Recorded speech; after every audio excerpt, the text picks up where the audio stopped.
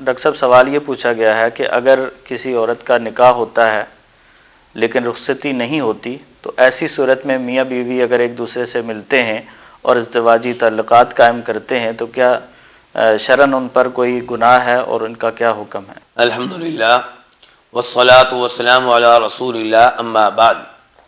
جب نکاح شرعی طور پہ ہو، میری مراد یہ ہے کہ لڑکی کے نکاح میں اس کے ولی کی، اس کے والد کی رضامندی ہو، نکاح کی تقریب میں 2 گواہ موجود ہوں، سارے شرعی تقاضے پورے کر لیے جائیں، تو اس کے بعد یہ لڑکی جس کا نکاح ہوا ہے اس لڑکے کے لیے حلال ہے جس کے ساتھ نکاح ہوا ہے۔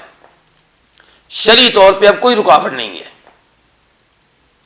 لیکن اگر والدین نے لڑکی کو رخصت نہیں کیا، لڑکے کے سپرد نہیں کیا، تو آپس میں تعلق قائم کرنا فتنے سے خالی نہیں ہے۔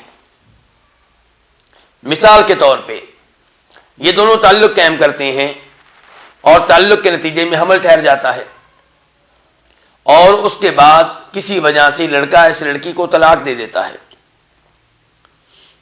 اب یہ لڑکی لوگوں کو کیا بتائے گی یہ حمل کیسے ٹھہرا، یہ بچہ کہاں سے آیا؟